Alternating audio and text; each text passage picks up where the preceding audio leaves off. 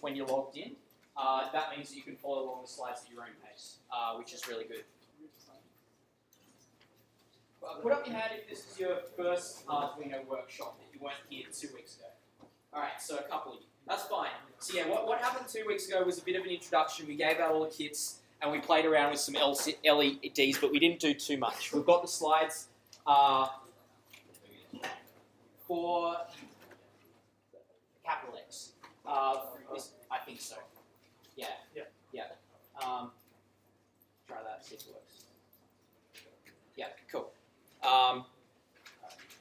So yeah, we've got the slides for the first workshop online as well. And all of these are via the Google Drive on our Facebook group as well. So if you're on that, it's there. Again, put up your hand if you're not logged in so I can just see where you are. Over there. You have a maximum number of infinite. That's good. Okay. So, anyway, welcome to... We just got it all under control. It was just then. Sorry about that. Cheers. Thanks. So, welcome to Arduino Workshop number 2. We were meant to be running these weekly. We still will from now. We had to skip last week because we were still sorting out room bookings. Basically, how it's going to work is we're going to be in this room every second week, and every alternate week we're going to be downstairs in LG35, where they're just installing Arduino software at the moment. So that's how it's going to work. So we're going to be changing locations every week, but we're going to build on the stuff every week. So hopefully that won't cause too much disruption and we'll get things moving along. We've got a lot to get through today, so we're going to get straight into it. But before we do, a few things that are coming up I want to let you guys know about. So for those of you who don't know much about the club or what we do heaps of stuff. We run obviously lots of free workshops like this one. We do weekly sales with like really cheap electrical components. Today, on Thursdays, quadcopter kits. We've got our big sort of quadcopters and social event happening next Friday. That'll be happening from 12:30 to 2:30 on Friday, next Friday, where we'll be giving out all the mini quadcopters that people pre-ordered. We have some spare if you want a mini quadcopter, and we'll be having the big quadcopter kits on sale. These are the things that like, 60 centimeters in diameter, fly around autonomously, are really cool, and you can learn how to make one of those. So we're doing that next week. We've also got a couple of other workshops starting soon, including electrical basics and Android development. Keep your eyes peeled for that. Last week, so for those of you who weren't there, not last week, 2 weeks ago, for those of you who weren't there, what we looked at was just some very simple functions that are embedded in Arduino code, in the Arduino software. So we looked at how to define whether things were inputs or outputs on your Arduino board, and we learned about turning those ports on and off through digital write. And we also learned the delay function in terms of specifying time in milliseconds. So I'll just quickly duck out of this to show you, just in case you're wondering where you can find all these things. So in Arduino, whenever you open up, you can go to File, Examples. And basically the only thing that we really looked at last week was the Blink program in the Arduino software environment. So if I pull that up now, essentially all the functions that I just talked about are in this single program. So we talked about setup and loop being essential things to have in your Arduino software. What do they do? Setup runs at the beginning, it runs once, whatever code you need at the beginning of your program, and loop runs infinitely. And there you can see that this program is digital writing, or turning on pin number 13 on and off, and in sort of cycles of every 2 seconds, so on for a second, off for a second. So that if you understand that program, that recaps pretty much everything we did in our first week. So going back to the slides, so what we're doing this week is we'll be looking at digital read. So what we're going to aim to do today is I'm going to skip over some of the theory that I was planning to have at the beginning of this workshop because we've got so much to do. We'll be mainly playing around with our breadboards and wires and switches today that you have in your kits. So we're going to be learning how to make button sensors. Essentially, you want to put a button on your breadboard, you want to press it, you want your Arduino to know that you've pressed a button and perform some kind of action as a result of pressing that button. That's basic digital input. We're going to learn how to design that circuit today, make it, and program it. We're also going to learn how to do basic debugging, that is printing to your serial monitors. And also do some communication between your computer and Arduino while it's connected via USB. So you can send characters or messages from your computer to your Arduino and vice versa. So while it's connected via USB, or indeed if it was to be connected via Bluetooth, it would be the exact same thing. You can actually send commands over USB cord or wirelessly that way. So we'll be using those components today. So I remember for a few you didn't have resistors or something. We may have some resistors lying around. Again, if you don't have any of those components, just put up your hand. We'll send someone to help you out. Okay. Now, what I've got here is I'm just going to go through this very, very briefly because we're not going to look at it too much today. We recapped a bit of it this week in terms of how the structure of C or C++ programming works, which is the stuff, if you've done first year computing, you're well on top of this. If you haven't, hopefully follow along. There's lots of example codes, such as the Blink program that I showed you. It's all there. So we've got commands, and they'll light up in orange often when we do them. And they have a bunch of inputs between those brackets. Each input might be separated by a comma. And then at the end of that, you have a semicolon. So all of that formatting is important there. Again, if I'm going too fast, you can find the link to the Google Drive slides up there. Follow along at your own pace. So we looked at this last week. We also looked at sort of basics of some comparison operators very briefly. So we looked at, in which you can use in if statements. This is the symbol. It means something is greater than something, something is less than something, something is equal to something. And you can evaluate whether these things are true or not. And in your logical if or if else or while statements, you can choose to do certain things in the situation where that's true or do something else in the situation where that's false. We'll also introduce 3 new operations today. Some of you may have seen this before. Some of you may have not. They're essentially what we call Boolean operators. So we have a double ampersand symbol, which basically means something. It evaluates 2 conditions or 2 statements simultaneously. And we've got this truth table here. If you haven't seen this before, basically it reads left to right horizontally. If A is false and B is false, that means the evaluation of A and B is also false. As in, it's always false until A and B is true. For the OR statement, which is the double sort of, I don't know what to call them, vertical slashes. They're essentially, where are they on your keyboard there? On the, just underneath the backspace bar. So they're over there. Basically, it means that either A or B or both is true. Then that statement will evaluate a true. And the exclamation mark before something means not. That means it's the opposite. So if it's false, it becomes true. If it's true, it becomes false. Now, I'm just going to breeze through these, but this was the general sort of formatting of if and else. The thing I'll point you to is you've got your if or your else if. The if has to come before the else if you're writing that kind of chain. And then you've got your condition in your parentheses, and then you've got open and close curly brackets, and that has to happen such that you open the if and you close the if statement, and you have all your commands in there. The indentation, which generally speaking should be automatically done, but sometimes not, is there to look nice. But again, for all those commands, you need a semicolon at the end, and that's how that goes. If you need more references or more understanding of this, you could just search Arduino online. There's lots of information. And while is the same thing except it loops. So before we go into making buttons sensors, the first thing we're going to learn about is how to print out information to your computer monitors. So some people may have just got up to this last week if you skipped ahead, but we've got to cover this again today because it's that important.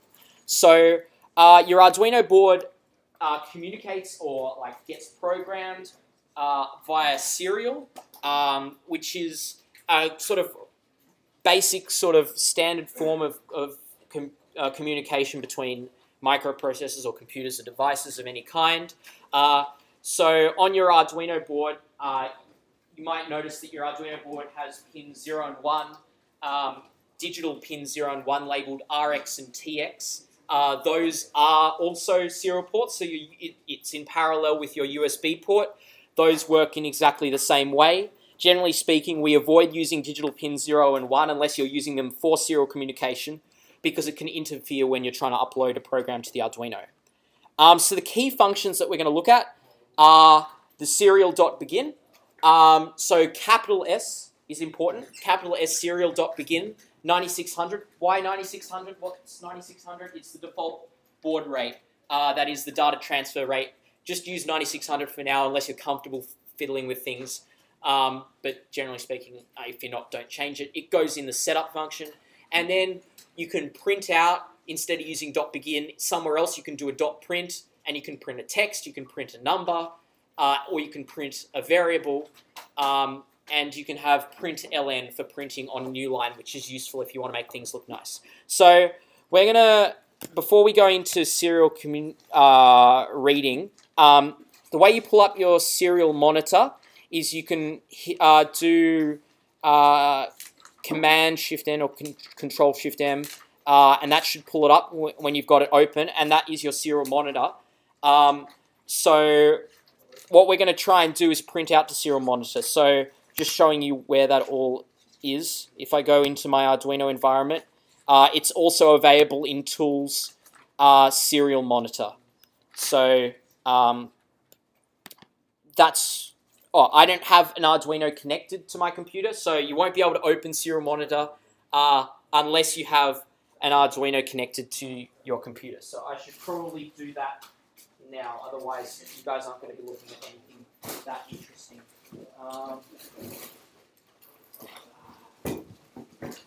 Run out of Arduinos.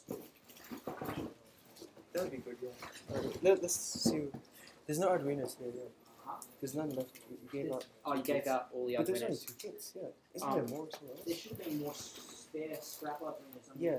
Yeah, do you mind having a look? If it's not at the sale, check upstairs. Do you know the key to enter in the room? That's a shame. Don't forget it. Alright. Yeah. So, okay. So, I'm going to go through the program for now.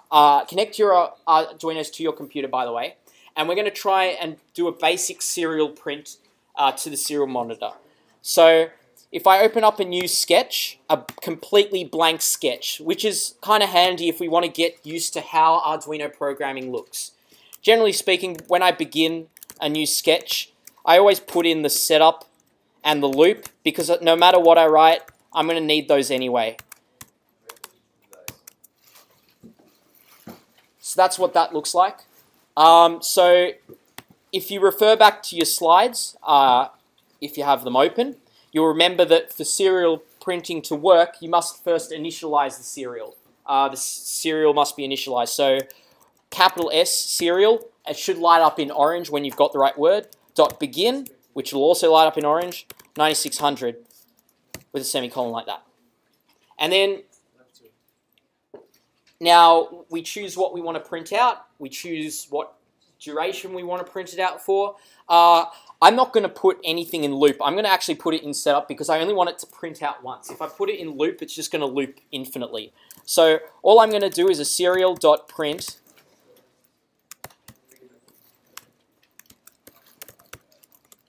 hello world. By the way, for those of you who have done C programming before, this is not the same as printf. Serial print is not printf, so don't try and do all the stuff you do with printf, it won't work. So if you guys write that program, try uploading it to your Arduino. What I'll say is that to upload it to your Arduino, just be aware that first, if you're using an Arduino Uno or an Arduino Mega, you must have the correct board type selected. So the Arduino Uno is normally selected by default. It's the smaller of the two boards. The other ones that we've been giving people are the Arduino Mega 2560, so they're down there. So it won't upload the program unless you select the right type of board. You've also got to select the serial port. On a Mac, it's a bit of guesswork as to which is the correct serial port. On a Windows, it's normally the last one that you see when you open up the serial port. But worst comes to worst, if it's not uploading, just trial and error should normally get you there. So just going to take a 2-minute break. Just check that everyone can upload that program.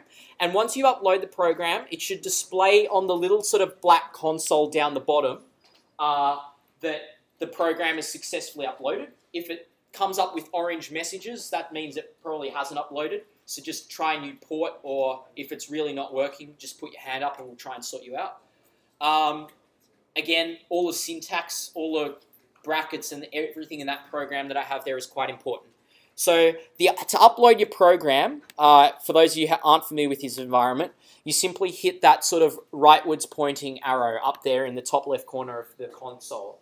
So that will both compile and upload the program in one hit. So after you've selected your board type and your serial port, you can hit upload and it should work.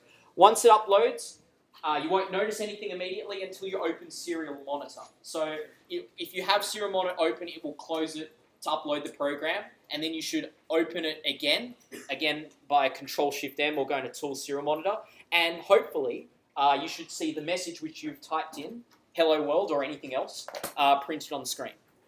So we'll just do that for a moment and see how we go.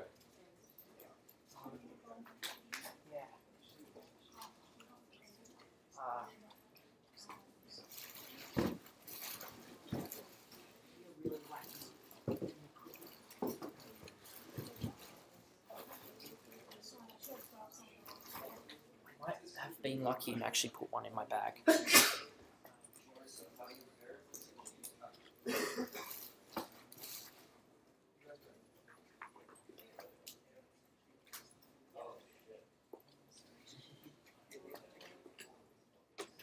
Put up your hands if you've got it successfully printing out to the screen, by the way, just so I can see where we're at. A few of you? Most of you? Cool. Don't have a USB cord. That's really annoying. Don't have. If you're struggling, don't be shy. Just put up your hand. I wish I could show you what it looks like. I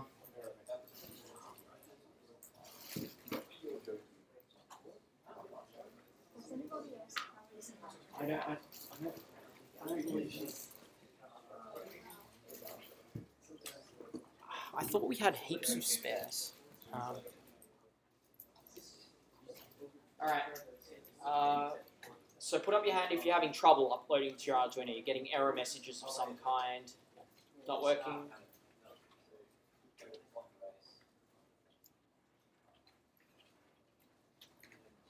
Alright. So I'll presume that means that we can move on. The other thing I'll add is that if you want to understand what else you can print out in Serial, if I, for example, set an integer at the beginning of the program, and these variables are going to be global variables that we use. If you don't know what I'm doing, it's the same as what you see in the LED blink program. Let's say I set x equal to 100, like that, at the beginning of the program. I could also, I'll change serial print here to a serial print ln, so I print on a new line. And I can do serial dot print x. And notice that I haven't got this letter in inverted commas, right? That's important because I'm not going to print the letter x. I'm going to print the value of the variable x that I have defined at the beginning of my program, right? So you should actually see the number 100 pop up when you actually, or whatever number that you choose x to be in your program. That's what you should see. So that's essentially really the only two functions you need to know about serial print: how to print text and how to print numbers. If you want to look at more things you can do with serial print, you can find a lot of information for that online. But that's essentially the basics that we'll be covering today. So you need a serial begin before you do anything else, and then you can serial print ln, serial print, and that's how you print text and variables. Once I get a USB cord, I'll be able to show you how this all works. But in the meantime, let's get on to some fun stuff. So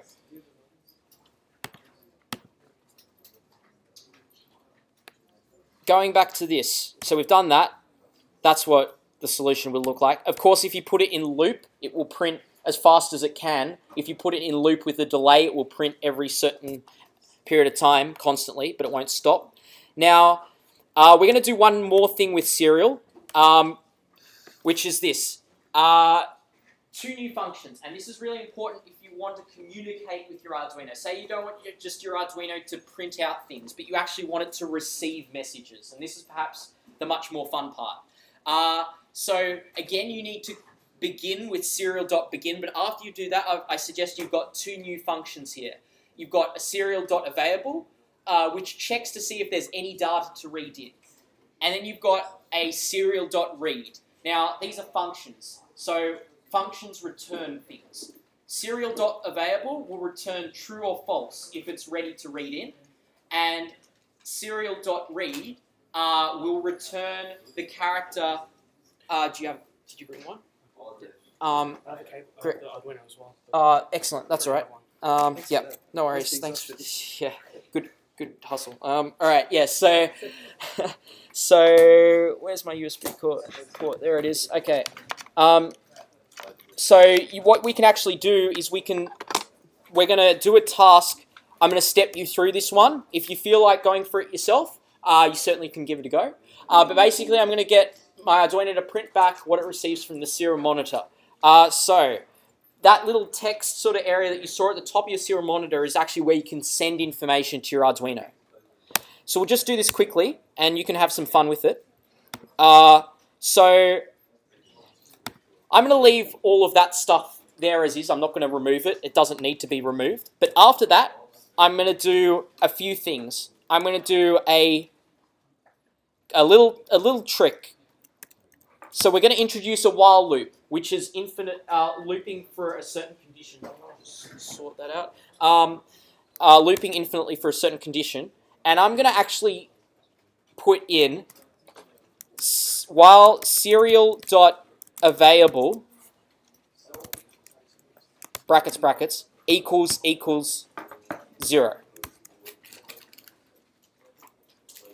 So what that means is that while serial available is returning the value of false, I could write, by the way, the word false there. Now, but not, actually maybe not in this particular environment. It should work, but let's write 0. The double equal sign, as opposed to the single equal sign, checks if something is equal to something else, as opposed to assigning it that value. So we need the 2 equal sign that's there. And while serial is not available, we're going to do nothing. We're just going to wait. We're going to loop infinitely in that. And then after that, we're going to... Actually, I should step back. I probably should define a character at the beginning. Let's make it char C. And I don't need to define this character as anything just yet, but I'm doing that at the top of the program. Now we can introduce C here, and we can say C equals serial.read, like that. So that's going to read in a single character from whatever you've typed in, and store it in the location C. And then after I do that, I'm going to serial print C, like that. So that's what the program's going to look like. So hopefully now I can actually upload to my Arduino. Which one? This one, maybe? Let's give it a try. Looking good. Alright. So uploading, going into serial monitor. Alright, so that works. So now hopefully, no matter what I type in, it should be repeated back to me. Now that means I can send in a whole stream of letters, and what this loop is going to do is it's going to read in one letter at a time, but while there is still letters to read, it should still print them back out.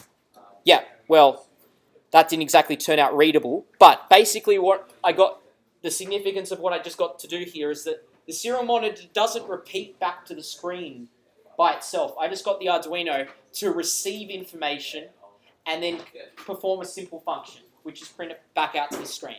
So I'll just let you guys, I'll give you guys, a minute to have a play around with that and see what you can do.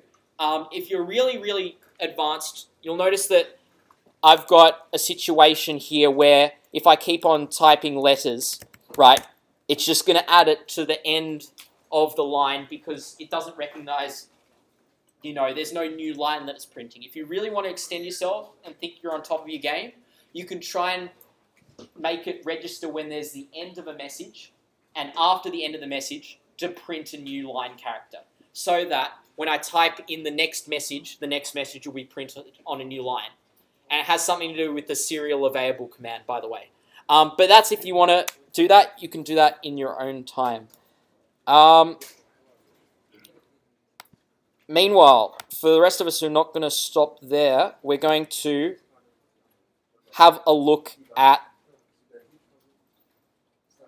getting straight into LEDs and touch sensors. I'm going to display a circuit on the board. Let's try that.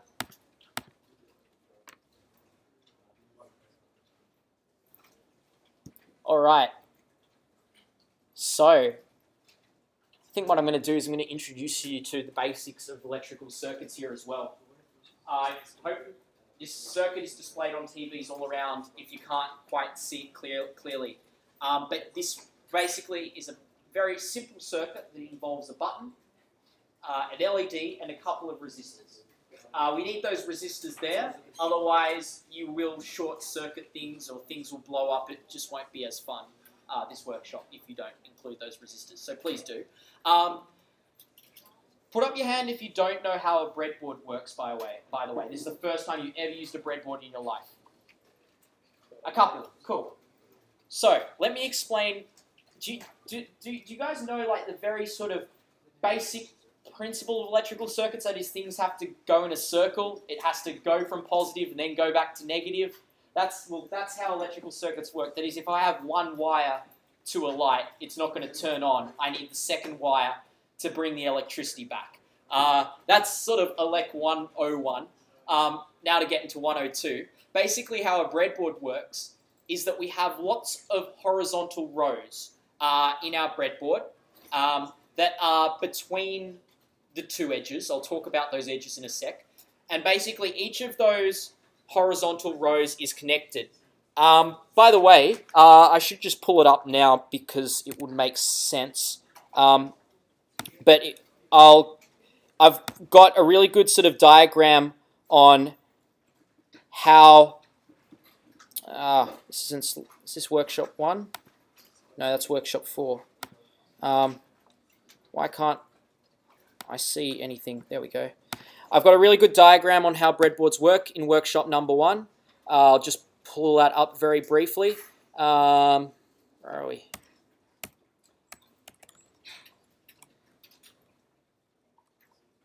There, so we've got a breadboard, and this is a refresher for some of you who haven't used it that many times before. Basically, we've got horizontal rows, which are electrically connected. That is, each row is connected, but there's a big split down the middle where it's not connected across between those two horizontal rows. That means that anything that we connect in the same horizontal row is going to be electrically connected to everything in that horizontal row on that particular side. Same as the other side. So you can use all those different rows. When we want to make a circuit and we want to make sure that things aren't short-circuited, we want to send power through something, we need to make sure that the component is connected to different rows, not the same row. So say you have 2 legs on an LED. You want those legs to be in different rows, otherwise you're not going to be able to send any power through. But hopefully that diagram should be able to make it clear. The big long columns on the side are for sending power through the whole breadboard if you want. They're really convenient for that. So if you want to send power through all of an entire column and then connect things off that column, that's how you do it. Anyway, getting back to what we're doing here with this. So how this circuit works, let me explain. We've got 2 completely separate circuits actually happening here. One for the LED and one for the button. They're not electrically connected in any way, actually, but they're completely independently controlled. That is, the button is acting as an input, and the LED is acting as an output. So I'll talk about the button first. The button is essentially a switch, right? So when you press it down, it's closed. When you lift it up, it's open. Now, we've got 3 wires to note that interacting with this button. We've got a red wire, which is the power wire. These don't have to be color-coded, but I'm making them here easier for reading. The red wire, which is going to the button, which is the power. And then there's a black wire, which is connecting through a resistor, which is going back to ground. Notice how I've got the red wire and the black wire connected to different separate power tracks, and then those again are going to the Arduino. See if you can sort of follow that jigsaw puzzle. I know it's a bit confusing. And we've got the blue wire, which is just after the switch electrically, if you will, but before the resistor, going to a digital input. No, that's right. So you can copy this exact circuit if you like, and it should work. Note that for the circuit, the switch has the legs going out the side. That's relatively important. If you have it 90 degrees round the wrong way, it won't work quite like you expect. They're also a little bit annoying to put into breadboards. You might have to press them in a bit. And then we've got an LED being wired to a pin. It's important which way the LED is around, by the way. The short leg, the long leg is the positive. So we've got power being supplied from pin 13 that we can control, going through the LED, through a resistor, and back to ground. Now, we haven't got a 10K resistors for you, by the way, for the switch, but any of the large resistors that we have for you will do. So I think in your kits, from memory, you have a sort of a brown, black, blue, or is that green, blue, black, brown? Actually, that's green, blue, black, brown. That's your larger resistor. The other resistor is a smaller kind of resistor. The smaller resistor you use for the LED, the larger resistor you use for the switch. So we're going to take a break for 10 minutes because it's probably going to take some of you that long to get your circuit working. See if you can get that wired up. Now, the basic function that controls this circuit, and I might have to scroll back here a bit, and by the way, that's the switches like that. Don't worry too much about the circuit diagram if you don't understand it, but that's how you might connect it. We don't have the resistor between the after the switch and the input. You don't need that there. But the digital read function requires these two commands. So I know I'm skipping ahead a bit here, but hopefully you've got the slides in front of you so you can follow along. To get your digital read working, basically you need to pin mode the pin to an input instead of an output like we had last week. So you can choose a pin number, say pin 10 or whatever that input is connected to, make sure it's a digital pin, and select it as an input. And then digital read pin number will return a value of either high or low, true or false, on or off. They're all the same. And you can make an integer equal to that, or you can, like I did, define it at the top and then make it equal to that later. And you can hence read the value of that pin there. So with the circuit diagram and all of that, I might step you through what that looks like first, the digital read. And I might incorporate it with a serial print just so that you can understand what's going on. So all I'm going to do is open up the Arduino environment. I'm going to modify this program. I'm going to delete everything that I had in the loop. So at the beginning, when I'm using it as an input, I need to insert a pin mode somewhere in there. I'm going to leave the serial there, by the way. And say I'm using pin number 10. By the way, for the Arduino, right, just so that I can point to you how digital pins work here, the digital pins are here. So when we talk about pin 13, pin 10, pin 0, pin 1, we're talking about these digital pins today. We're not talking about the analog pins over here. We're not using them just yet. Those are for analog input. We'll do them later. These pins here we can use for constant ground and constant 5-volt levels, which is why I've connected them to the breadboard like that. Getting back to the Arduino environment.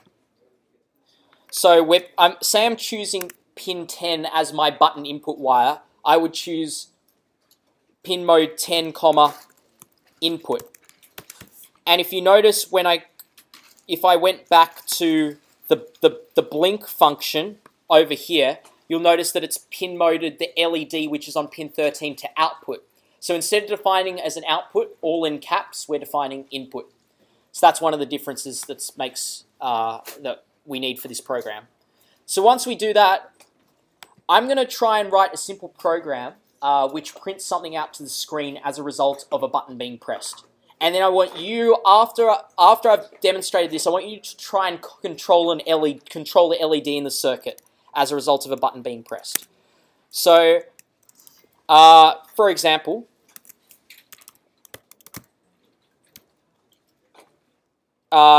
we first say we can either set an integer to the number, or I can simply do if digital read pin 10. I'm going to introduce you gradually to these if statements so you can hopefully get a gist of what's going on here. High, by the way, is the same as 1. It's the same as true. It doesn't matter, but different notation just to get used to it.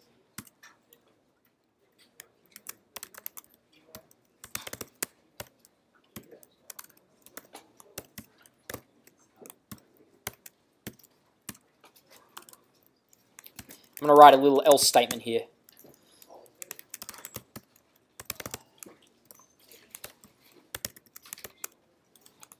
And I'm going to add a delay to this just so we cannot get, a constant stream of letters happening.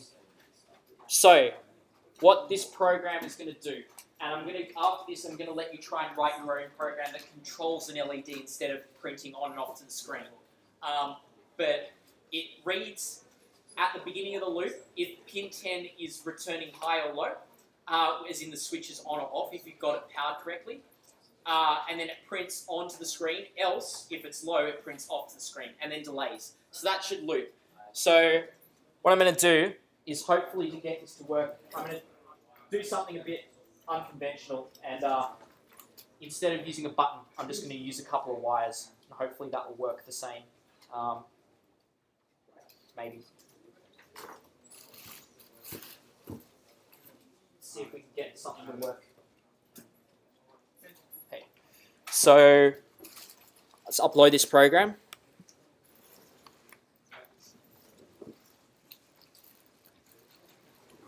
Alright, so then I go, now don't worry about what I'm doing to do this, because whatever it is I'm doing, you shouldn't be doing it. Alright. Cool, there we go. Took a little bit of what... The program does a bit of funny stuff at the beginning sometimes. But basically I've got my off, and then if I was to turn this on...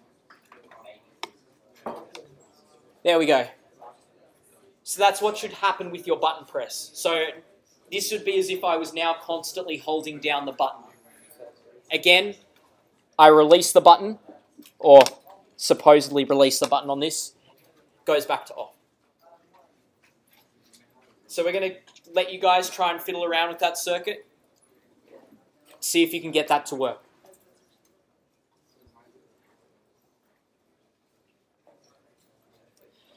And after you've got it working something like that, then you can try and control an LED via that. So just a couple of things about the if statement for those of you who've never done kind of C-style programming before. I've got an if, I've got my condition within brackets. You'll notice brackets within brackets, that happens all the time. So I've got my digital read function, capital R for read, by the way, case sensitive, everything's case sensitive. And then I've got my parameter that I'm passing digital read to. I'm passing digital read the parameter 10, as in I'm telling it what pin number to check. That's what 10 means. So if you're not connected to pin 10 when you do this, it's not going to work. And then I'm checking with an evaluation, a conditional statement, if that is high or if it's on. Close that condition, begin a curly parentheses clause. So I've got a command within my clause with a semicolon. I close that clause off with another sort of curly bracket. Then I have to write an else, an open curly bracket, another command, close that curly bracket. And then I have a closed curly bracket to end the loop. So everything that should open with a curly bracket should close with a curly bracket. There should be the same number of them. And it's everything that you do within that sort of function or set of commands is encapsulated within those brackets.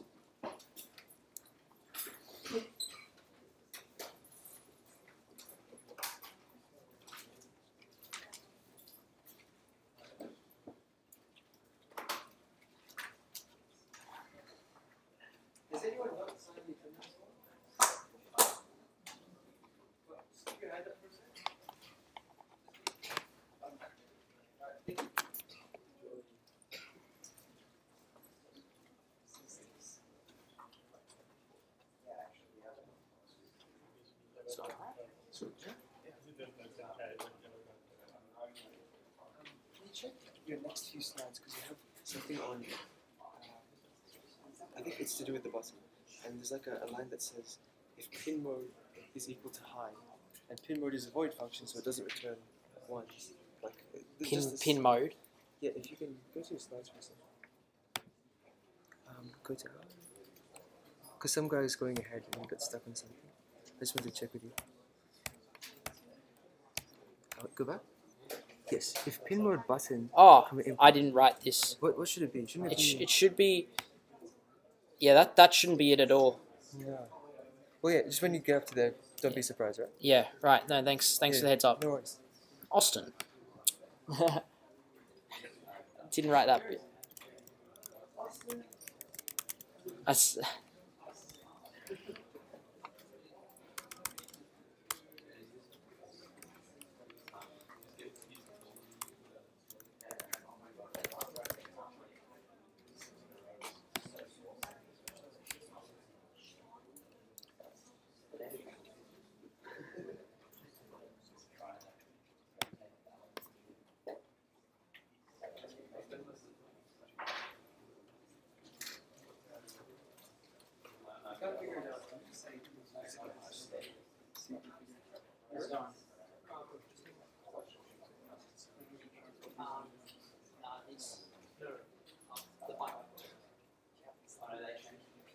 Oh, did you have it?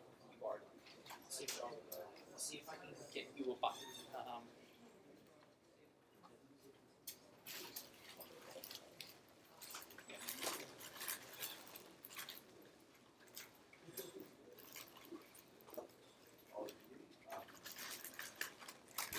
Yeah. Got one here.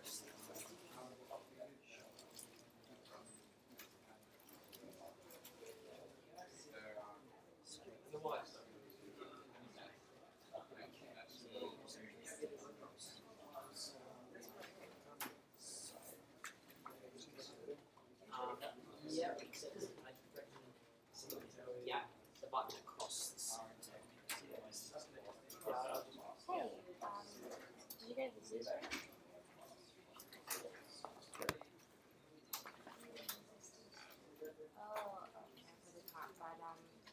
Again, we're trying to do something a bit impossible here by teaching you programming and electrical and circuit construction all at the same time.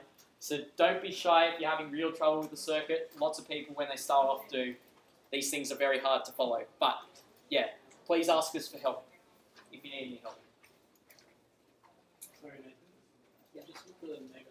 Yeah. These things over here. They're also digital. Yeah. So, is that the first one, the bottom one? No, the bottom ones are both round. Okay, so The next two are correct. Yeah.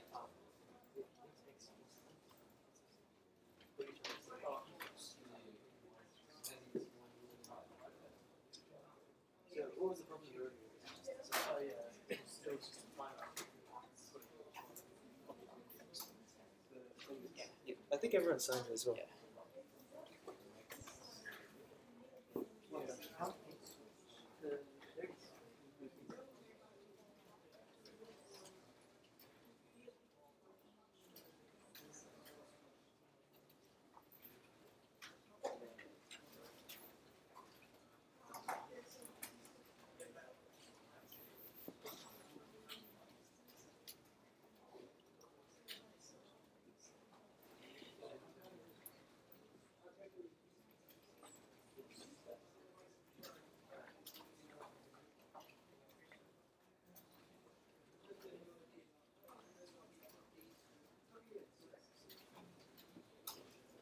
I probably should have just re-emphasized a bit further before that it's important which way around you have the LED. So you need to have the LED the correct way around. Again, for electrical stuff like that, I'll refer to the very first workshop we did. Here it is. Okay, so how to tell which way around to connect an LED. For those of you who don't know how to. You've got the long leg being positive, which is also the thin sort of anode inside the bulb versus the thick sort of cathode shorter leg. So your power would be going through positive and then out through negative, if you will, with a resistor somewhere along that circuit.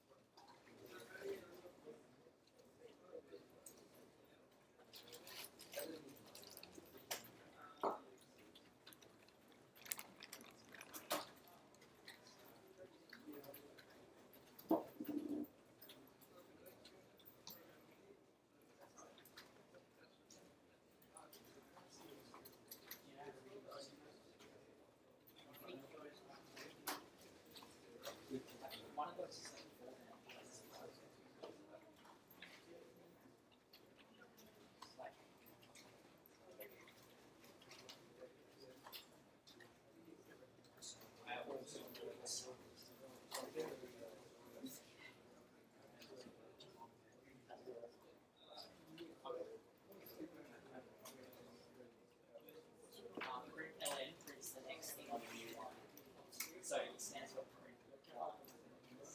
Has a line character.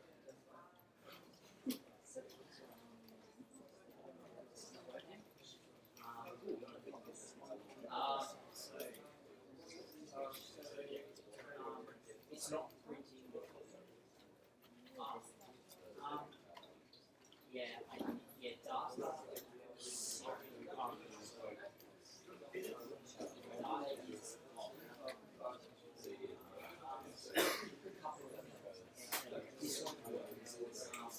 I like what you're doing. You can't check for characters, which is so if you wanted to make like one or two, 0, that's a first thing.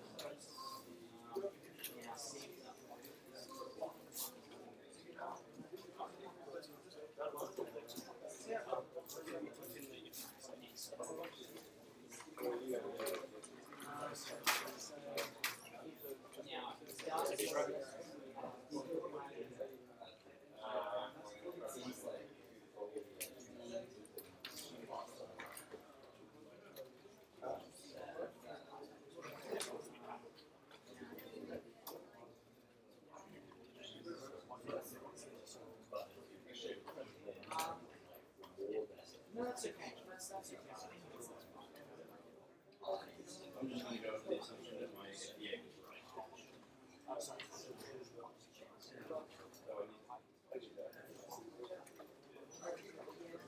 right. All right.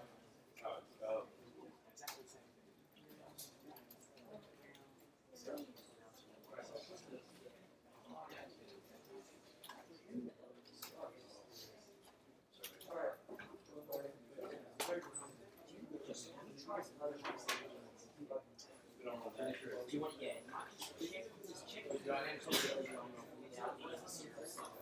And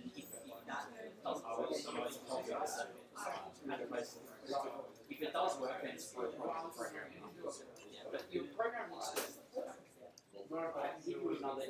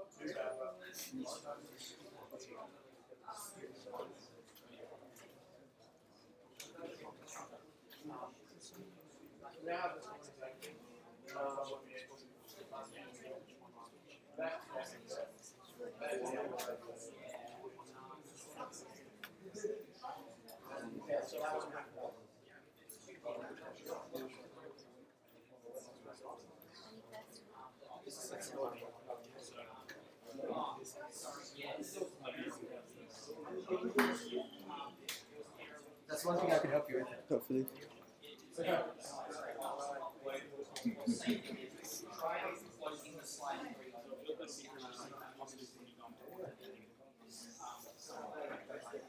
Do you know how to turn the aircon on? Yeah, I want to turn the aircon. Maybe that button on the wall over there? Under the TV? Wouldn't it be attached to that screen over there? Oh, yeah.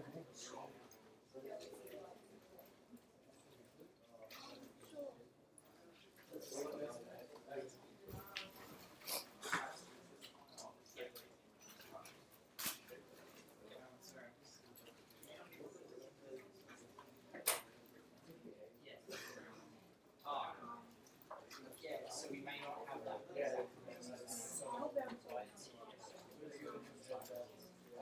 Yes, also for already on this. Yeah, if you send it to the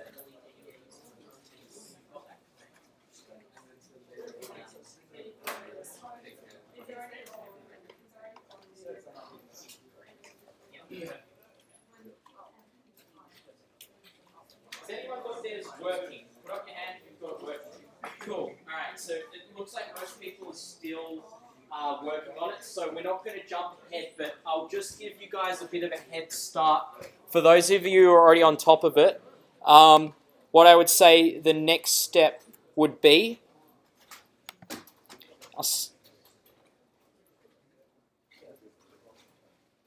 is that you can try to control the LED via a serial read function. So send data from your computer by pressing a button on your keyboard and getting the LED to do something in response. You can also... what's happening? Move. Don't do that.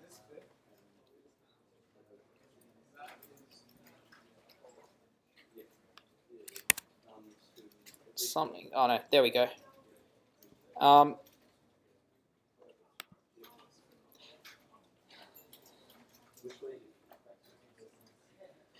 Yeah, try the serial communication with the LED, and if you are still bored after getting your LED to turn on and off from your keyboard, we're going to give people a challenge with the extension of analog reading and analog writing functions today. I'll get to that in a sec. I don't know what this computer's doing. It's giving me trouble.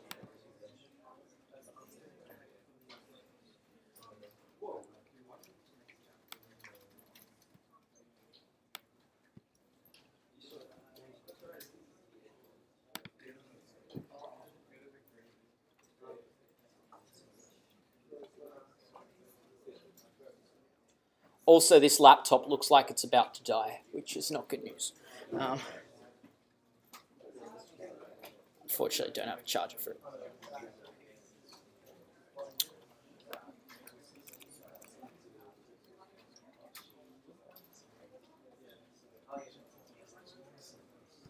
All right, worry about that later.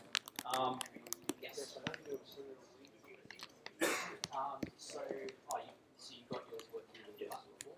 So it is literally just if you have. Did you do the repeating information out to the screen when you did it? Okay. All right. Did you have because it was it's the same code essentially as that. So how you do it is you open up the slides. If it's slides, scroll back. There should be a serial slide. You might be actually. Okay. Yes. Done. Wonderful. So serial dot available will return true or false, and serial dot read will return the actual character if there is serial available. Yeah. And I just put that Yeah. Well, yeah. I check if serial is available right before you then proceed to read the serial. Yeah.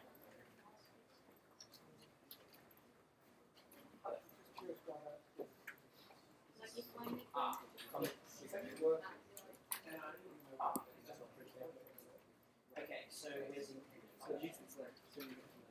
serial. Double inverted.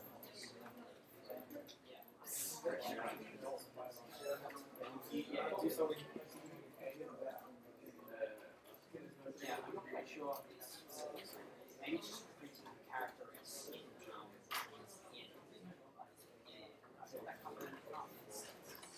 yeah, I don't know what it's. It works. It works. It looks very good.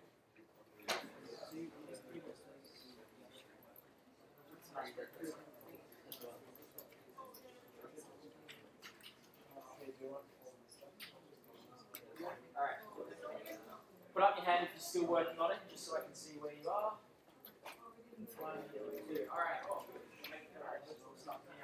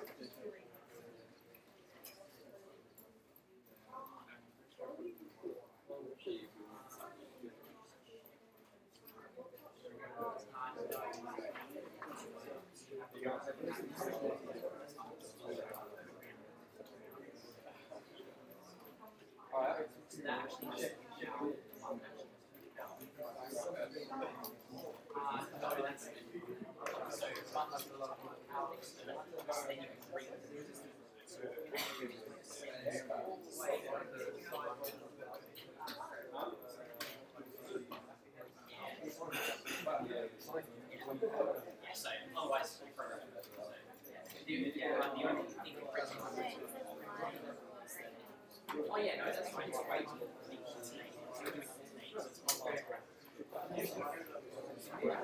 except there might be a bit of balance on those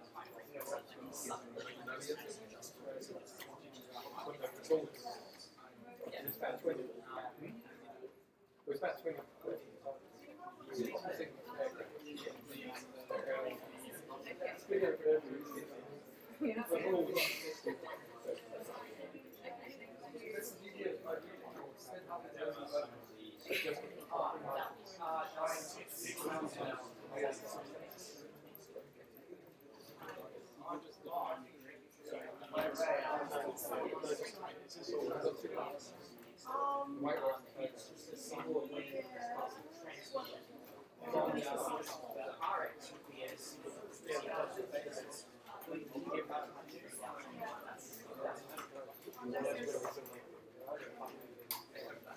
Yes.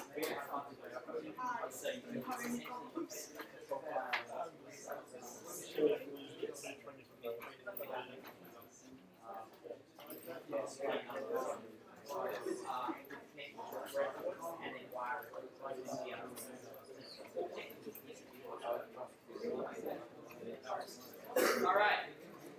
So it seems because we've managed to get through most of the stuff and we have about 15 minutes to go, I'm going to introduce one more slide to the program.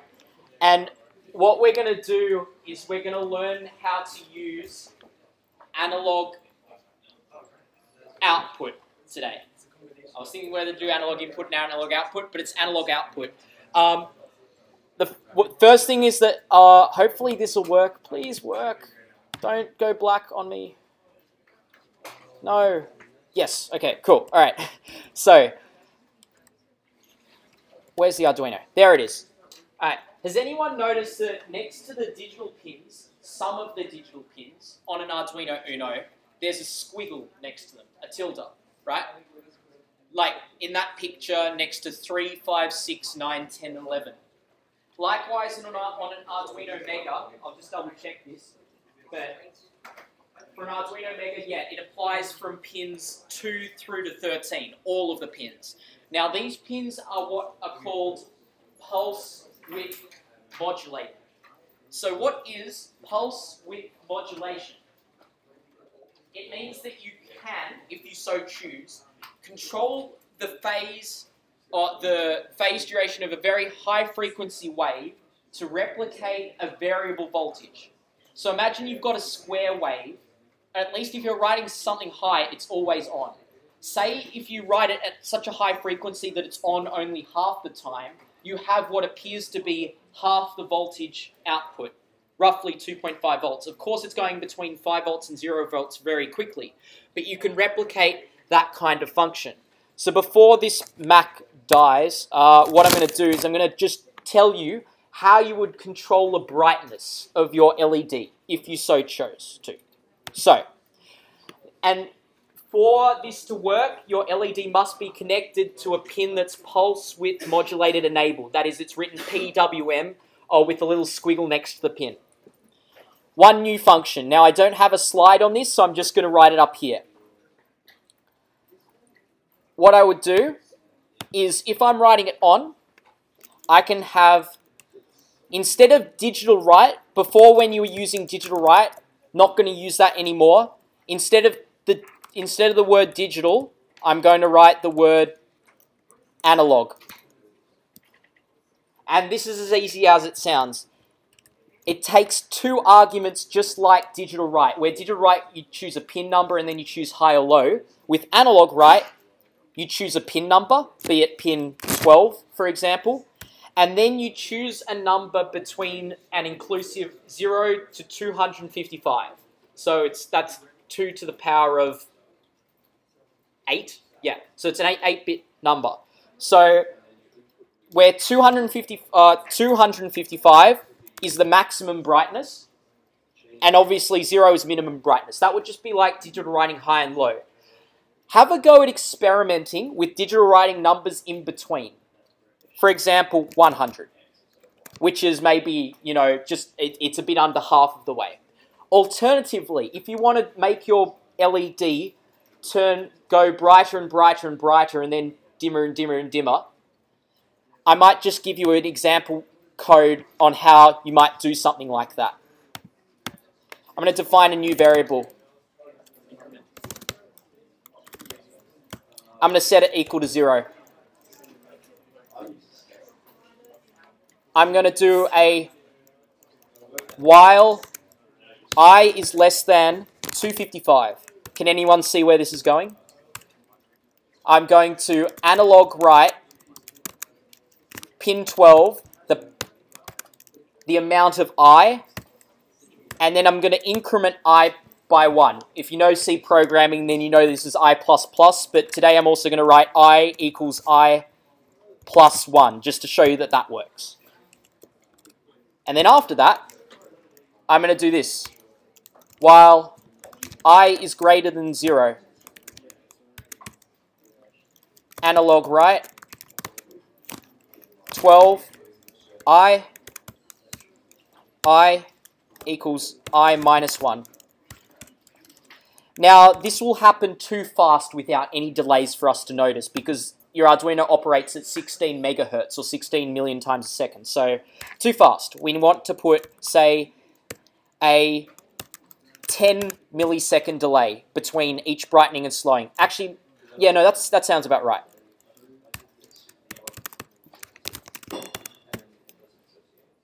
So this is a sample of how you would make your LED go brighter and then dimmer in an infinite loop.